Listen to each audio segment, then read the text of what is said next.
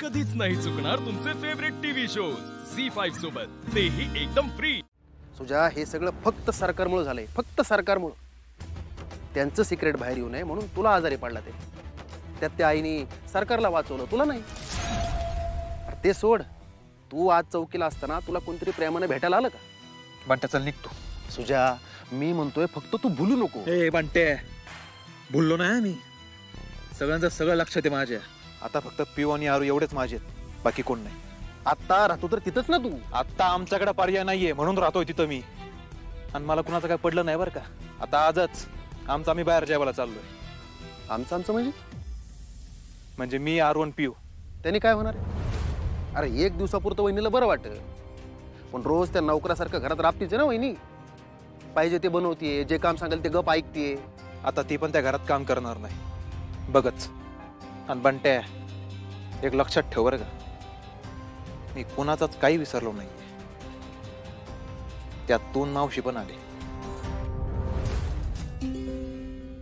Ma'am, येऊ का? या मॅडम।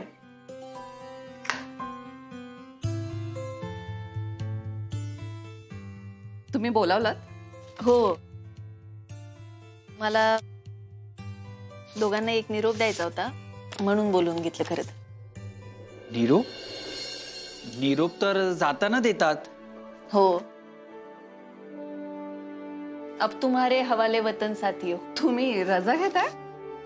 आता डिलिव्हरी नंतर पुढचे काही महिने रजा असेल माझी। अखेर उत्तम निर्णय घेतलेला आहे तुम्ही। गायतोंडे, असं म्हणताय जणू तुम्ही वाटच बघत होतात। अहो नाही मॅडम, तसं नाही।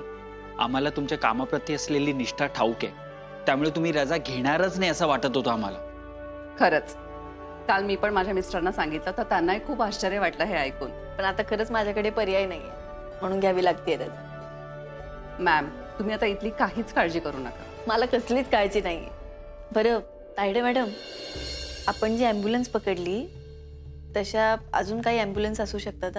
मॅडम, त्या असल्या आता तरी बाहेर पडणार नाहीत। हो, खूप मोठी बातमी झाली आणि तुमचं कौतुकही होतंय। पण मला असं वाटतं की ह्या सगळ्याच्या मागे मोठ्या माणसाचा हात असणार। मॅम, तुम्ही आता इथून बाहेर पडलात ना की इथली काहीच काळजी करू नका, आम्ही बघू सगळं। हो, आणि मॅडम, हिरकणी योजना उत्तम चालली आहे आणि ती उत्तम चालत राहणार आहे, काळजी नसावी। हेच म्हणणार होते मी। बरं,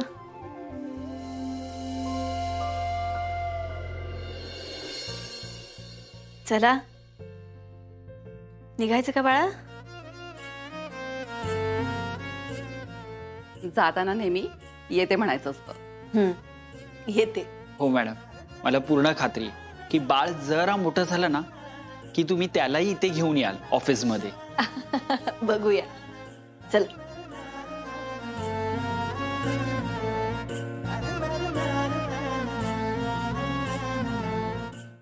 झी5 ॲप डाउनलोड करा आणि पहा सर्व एपिसोड्स एकदम फ्री।